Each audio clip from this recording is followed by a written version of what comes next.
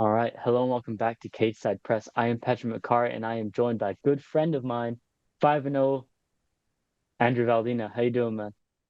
Doing good, brother. How you doing? Doing good, man. 5-0 now. Big win recently. How you feeling? How's it all settling in? Man, I mean, it's settled now. That was a crazy weekend we just had.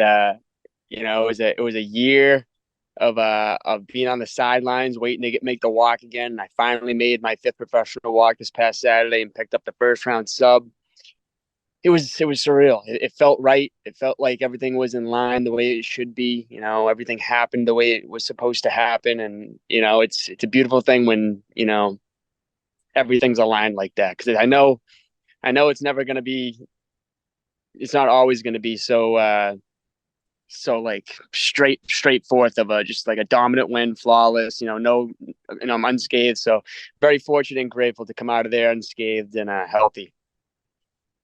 And just talk to me like how special is the Plymouth Memorial Hall? I've been there as a journalist and I feel like it's special as a journalist to be there in the media room, being there on the floor. But how special is it as a fighter to be there?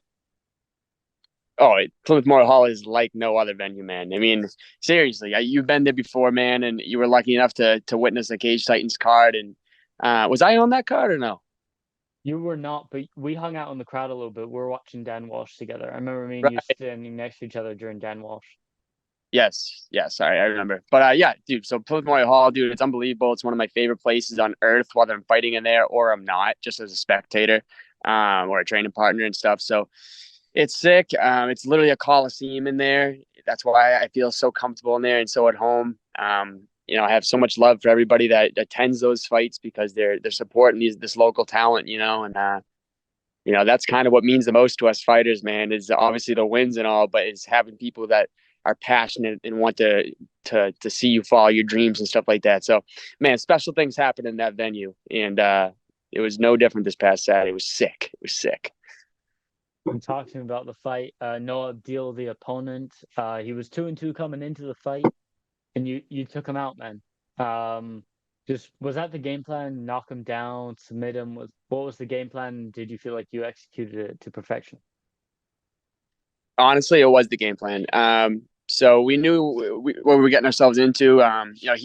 Regardless of the finish and everything, like we knew he was a tough kid. I've seen the way he fights before, and the fights that I watched, like he'd be getting cracked, and he'd be cracking back, of course. But like the times that he was getting cracked a little bit, like he wasn't like shying away from the fire. Like he wanted to fight, he wanted to brawl and be in there, and like he had like true warrior spirit and stuff like that, like the Hawaiians do. He's from Hawaii.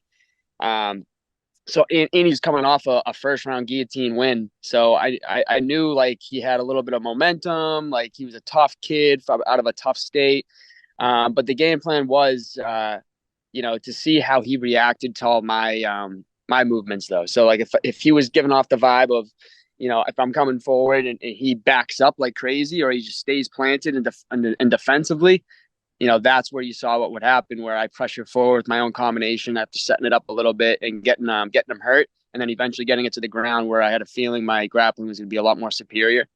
But we were also ready for like if my pressure was coming at him and he wanted to fire back, and if that was the case, we had a whole different set of movements and game planning to do. But no, it worked out like the first way I said. I got him to the ground after I cracked him with the big left hand, and I was this close to land a flying knee slash flying kick. I really wanted it for the highlight reel, but regardless, easy takedown, dominated him on top, got the sub, easy day. It was a good night.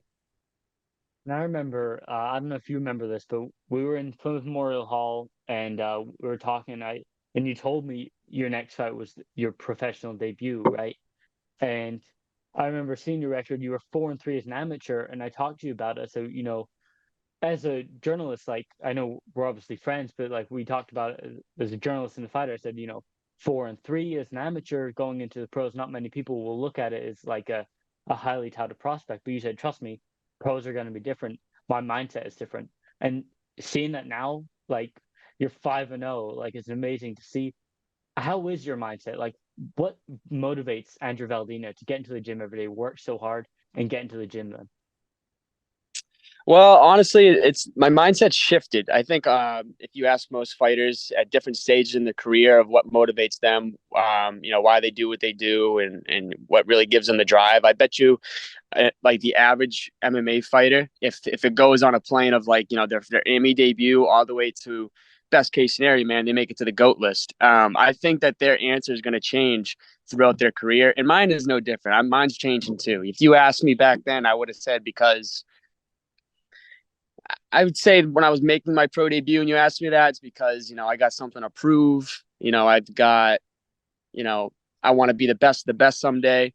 And both of those are definitely staying with me as well. But now it's even more than that, where like, I know this isn't everybody's cup of tea, but I've really tapped into the spiritual side of like a lot more in the Mm. past year. And everyone has their own opinions, right?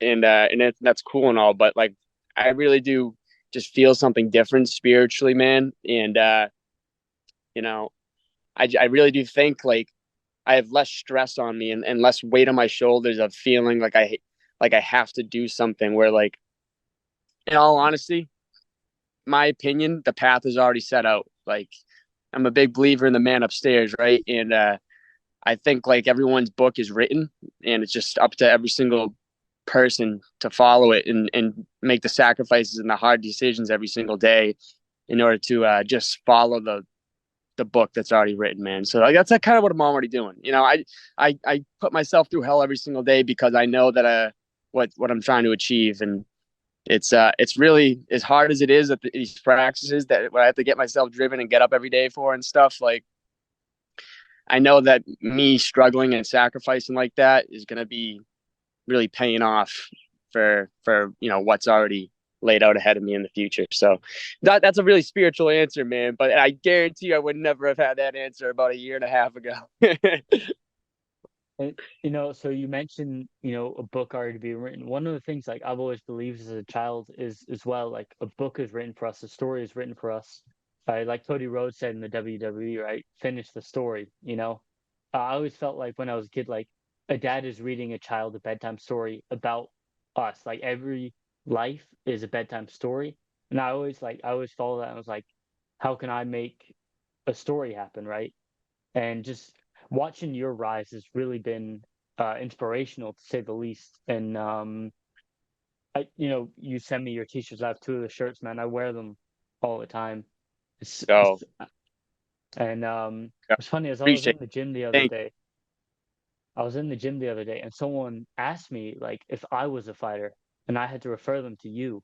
I was like, no, man, I'm not a fighter, but I refer them to you, man. How does it feel like you have a really good social media presence? I think your social media is really, really good. thank you. Just talk to me. How important is it, do you think, for a young professional fighter or a young amateur fighter to grow a social media presence? Oh, it's huge. I mean, again, like everyone has their own ways they can go about their careers. You got like the Diaz type personality, right? Like if you're going to an extreme sense where like, they don't like any of the talk. They just want to be about that action, and that's really cool. And I think that personality in itself can still attract, mad people and stuff. But for me, man, personally, I just I feel like my social media is just my way of documenting my journey. So for anybody that wants to follow along, I appreciate that. Shoot me a follow on my socials. But that's really what it's mainly for, just being able to document my life because that's first of all, fighters are a bunch of social media divas too. We post everything, so it's we might as well leave like a trail behind for people to see all of our work that we're putting in and stuff. And I think it's very important for other promotions too to be able to easily access like a fighter's socials and see like what they're about if they attract a lot of people and stuff. So yeah, I could ever. I'll say this though, I steered away from Twitter or X now because like I just can't see myself tweeting every fucking day, man. It's a Yeah. tough gig there. I'm not tweeting as much anymore either. Talking about like your career, you're 5-0 now, all finishes at that. Where do you feel the roadmap leads? Everyone talks about the UFC, the PFL, Bellator. Where do you see the roadmap going? How long are you still going to be with Cage Titans? Maybe a step up in competition now I feel is warranted. You're not far from a bantamweight title, sure, I'm sure. Yeah. So multi-part question. Again, UFC is like what I've always said I wanted to do because if you think UFC, you think the best of the best. The top echelon of fighters, and that's where I want to end up. I'm obviously never gonna shut any avenue down. I have good coaches. I have new management, Tyson Chartier, who can definitely like guide me in the right direction as well, as to like what's next after the Yeah. regional scene if all goes well. So definitely not shutting down any avenues, but I would love the UFC obviously, and yeah, I think like my career has been in the past, man. Every fight I want a new step up. So yeah, definitely looking for another step up in competition after this fight. I got some there's some guys in the region that I think would I'd match up pretty well against and favorable against. Um, so yeah, I'm just looking at a good step up next fight. Not sure when, maybe a couple months from now, and keep this road going. Do you think I could convince you to get on a European show sometime? Oh yeah, dude.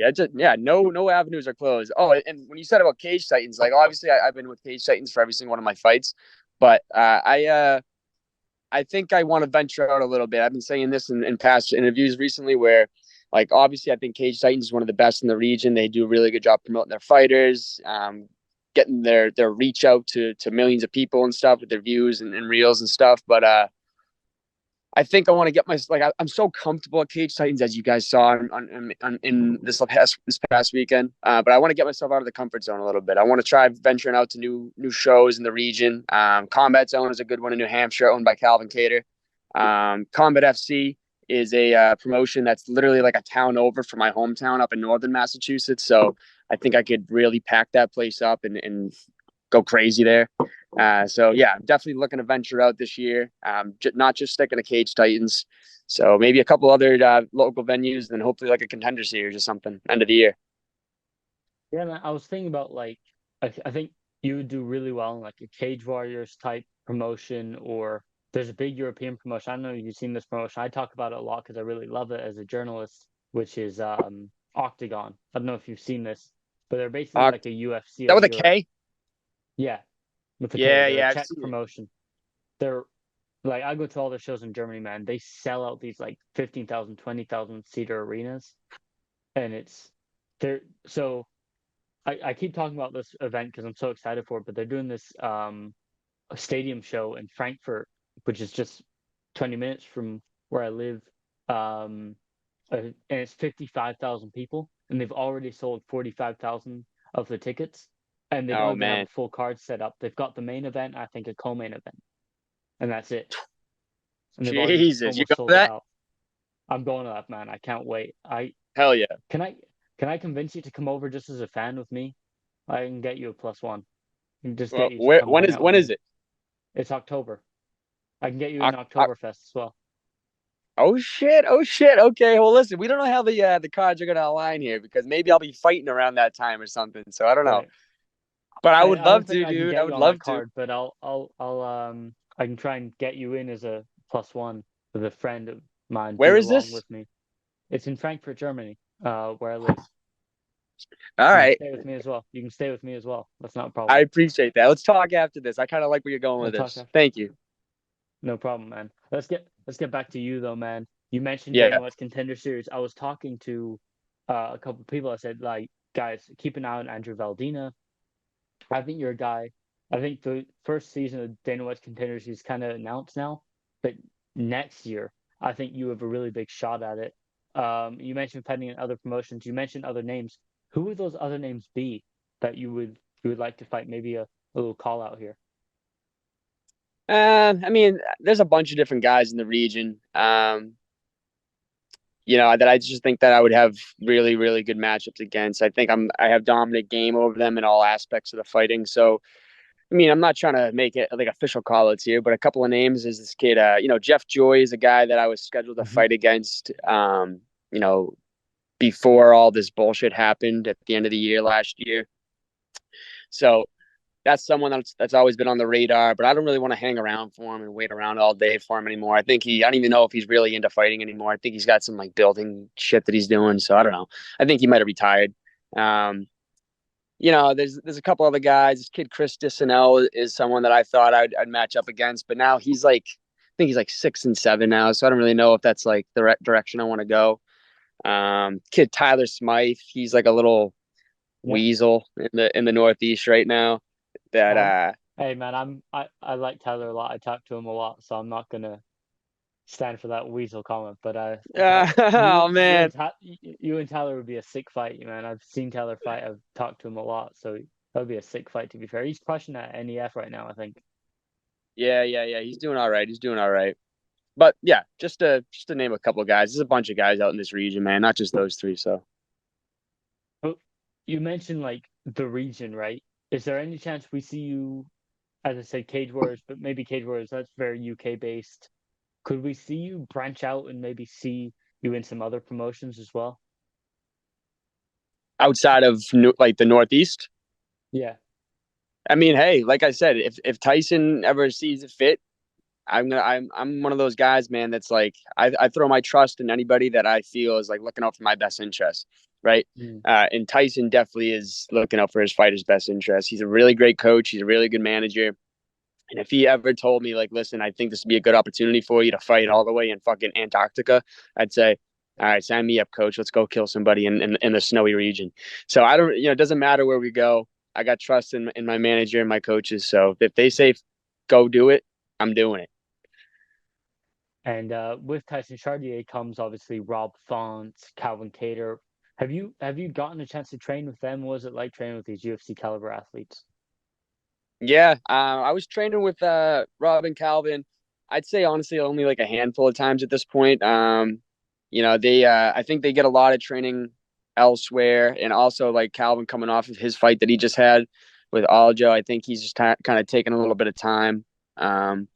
And Rob too after that last fight, I think he was taking some time. I see him training. I thought I saw him training like Canada or something recently, a TriStar. So yeah, well, when they are in the room, it's awesome. I'm always trying to get whatever work I can with them. I know they like to have like safe rounds of people they've been with for years and stuff, but the chances that I can get to do like a sparring round and get my ass kicked by Rob or like just any type of drilling session like that, I'm always going to try to take advantage of it and get that ass kicking because I know it's going to make me 1% better. So no, it's awesome seeing veterans like that in the room and seeing their mindset of just working hard. And a teammate, a friend of yours made his UFC debut not long ago in Connor Matthews. I know it obviously didn't go his way, but you were there for that fight week. You Yep. stayed at the Airbnb. What was that like, kind of feeling the taste of a UFC fight week? That was sick. That was an awesome trip. And I'm very grateful that Connor, took us all along for the journey there. It was really cool. We had good vibes the entire week. We literally set up like puzzle piece mats in the Airbnb's living room. So we just got, we had some breakfast and then we moved 20 feet and got some training in, and it was sick. We had good weather for the majority of the week too, right on the water. Um, it was cool. It was just seeing. It was cool, like following along Connor around his media obligations. I got to sit in for a meeting with like Bisping and not John Anik, Paul Felder and Brandon Fitzgerald. So it was cool Hmm. seeing him, Megan Levy. It was cool, like just seeing all this stuff and seeing how attainable it is. Like we're right there, man, and Connor's there. So um, yeah, that was a really cool event. Obviously, I wish Connor got the dub, but he'll be back with a bang soon enough, getting that W back under his belt. And Not an easy debut yeah, that he had either. Like Dennis Bazooka, he's a very, very talented fighter as well. for sure. I mean, Dennis, man, like that was his third fight in the UFC, and that's like being able to have reps like that on the biggest stage, the biggest promotion. It was a full packed arena too at that fucking in New Jersey. It was crazy. So yeah, Connor was definitely at a deficit when it comes to experience wise. That guy's been at that big stage in front of thousands like that. Yeah, I mean, was it like, do you feel, you mentioned it being like this is a goal that's attainable, being on that fight week. Is there a difference in like your weight cut and Connor Matthews' weight cut, like a UFC weight cut compared to a regional fighter weight cut? Oh yeah, I can tell you straight up. I mean, I have my weight cut to 135. I have it very dialed in, like down to a science, perfect. Like I feel golden, I feel explosive and all that. So I have no problem with my weight cut getting to 35, but when I see Connor cutting to 45, it's like a whole nother animal. I mean, he has a nutritionist and stuff like that. And he knows exactly what he's putting into his body every single day of the whole camp. Um, and he's very, very disciplined with it. He's very disciplined with it. He has the best of coaches that have been through these reps time and time again with all these different fighters, and they know the routine for the weight cut night and the morning of weigh-ins and stuff. So yeah, that was also really cool to see just exactly what goes into, a UFC featherweight's weight cut, and how disciplined he was all week and all camp for it too. It was cool. He's a professional. He's professional as it comes, man. And talk to me about like how your training camp looks, cutting down to 35. Do you do it like a gradual amount, then when you get to fight week it's very light cut, or do you kind of like stay at the same weight and then do a big cut?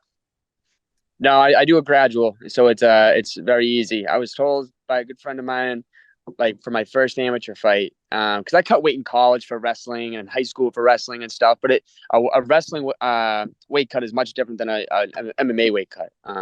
Wrestling, you're cutting weight, and trying to make weight once or twice a week, every week. MMA, you have months to get ready for this one day you have to weigh in, which is the day before weighing too. Uh, yeah, I try to do it as gradual as I can. A good friend of mine told me no weight cut is the best weight cut. So I always try to get my weight as low as possible while still feeling good on fight week, which I do. I feel explosive on fight week still. I'm still being able to crack pads and shit like that. Yeah, I feel like doing it my way is the best way, in my opinion. Maybe others would say otherwise, but I think doing it gradual so you're not like sucking ass like the day before weigh-in. I feel like that's no bueno. What do you walk around at? Like, where do you start your training camp at? And when you get to fight week, do you know roughly where your weight is sitting at then? I'll get up to about like 55, 57, 155, 157. And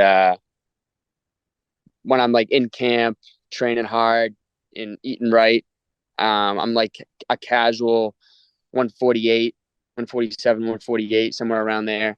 And then I just slowly dial that all down and grind that down and get down to, I think I walked into the weight cut like as low as, I think I was like 139. So it was only like a 3 pound weight cut I had to do the morning of. It was pretty easy. Nice, man. And post fight, what's kind of your go-to food? I know they do the after party at the tavern, but what's your go-to food, man? So I was looking forward to like pizza, a big ass juicy burger. But I'm also like I have a huge sweet tooth. So like the whole week after a fight, I really dive in and like get some like I eat some cookie dough, dude. Like I go crazy. I go cookie dough, donuts, man. But I'm already bored of it, man. It hasn't even been a full week, and I'm already getting like sick of that. I'm like, oh, what am I doing? I feel like a fat slob right now. So I'm already dialing it back. Instead, I got a little glass of whiskey here that I'm sipping on, and Nice, man. yeah, it's good. It's good. I just had a nice little dinner with my family. Actually, I'm visiting their place up in New Hampshire right now, and had Nice. dinner with the fam. It was nice. What kind of whiskey you got right now? What's that? What kind of whiskey you got right now? This is Jameson honey. My dad had it stored Nice. in the pantry. I took a little shot of it. Nice, man. I've got a couple whiskeys here. Just here, I'll show you. Got Oh Leon yeah. Edwards signed Howlerhead that I got in Oh London. shit. Signed, I huh? also got one signed by Paddy Pimblett, and I got a proper 12 sitting here. Sometimes I'll pour a little glass while I'm editing or something. So That's unreal. That's unreal. it's nice, man. And you mentioned the sweet tooth, like so I have a really bad sweet tooth as well. And I've lost 20 pounds over this year. And one thing that helped me with that was I got a whey protein and it's cookies and cream flavor.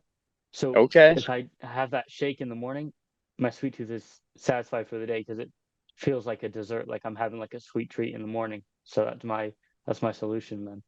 I like your style. I like your style, man. I mean, I personally I would have had like a nice glazed donut or something, but the cookies and cream whey protein, dude, that's not bad. Yeah, it's good, man. And your merchandise, one thing, like obviously I have two shirts. I mentioned it before that they are very comfortable. I know you've got a bunch of other ones. Where can the people buy them online? No, dude. So like one of the like last things I need to like really like figure out is how to get my merch out to people more easily. I feel like I have all the, like, I have so many shirts just left over that's in my basement right now. And they're just in boxes. And I just don't have the energy, the effort to want to like say like, hey, selling shirts again. And then I have to go hustle around everybody's friggin' houses around towns and get them to them. So, or mail them out to people and stuff like that. So it's kind of like a double-edged sword because on the one flip side, man, I do appreciate everyone wanting to buy shirts and support me and stuff like that. It actually means a lot. But man, when I do like advertise, man, it's like I'm hustling around all day at some points Yeah. trying to get all these different people's shirts and stuff. So I'm trying to figure out a website where I can kind of just show what I have available and somehow figure that out where like the ones that I have in my basement can be accessed by that site. And I don't know. I got to figure it out. Well, if you're trying to sell the ones you have, I guess eBay is probably not a bad place to start. But then, I guess if you want to just sell the designs, I think Teespring does a good job of that. Because I set up, Teespring. I have a couple t Teespring. You can just set up the designs, and then they'll like they'll sell the cotton shirts of the Andrew Valdina merchandise, whatever you need on it. All And you right. get you don't get the full profit out of it. That's the one thing because I sold a few t-shirts and I only got like for a 25 euro shirt I got like €6 off of it, so it Well, you wasn't know like what? I'll mega say obviously. this. As much as well, now you put me on the spot here, so I'll just say this: all the shirts I have left, guys, I have no problem going out and trying to dish these shirts out for you guys. But when it comes to like profit off the shirts and stuff, my goal was always like, if I break even, that's great because I think getting my name out there more from the shirts is more valuable than a couple bucks. You know what I mean? So that's what I'm trying to do. I love it, man. And just to round out the interview, where can the people find you on social media and just your sponsors or anything you want to shout out, man? Yes, sir. I appreciate it. So my socials is on Instagram at Andrew Valdina, Facebook's Andrew Valdina. Again, I'm on X, but I believe it's Andrew underscore Valdina. Snapchat is like a Valdina 126. I actually posted my Snap story a decent amount. I put some funny shit. I feel like, I'll follow um, on there then. yeah, dude, yeah, add me up. But yeah, other than that, thank you to my team, my sponsors. Just to go off real quick, Drake It, Break and Exhaust, Invisaware, Into Action Recovery, Face Off Fico, and Hurricane Hydraulics, Pete the Job Guy, Get Right Nutrition, Bon Appetit Meal Prep, and Gifted Peace LLC. And I believe that's it. Perfect, man. Thank you so much for the time and joining us here on Cage Side Press. Thank you, brother. I appreciate you guys. Let's go.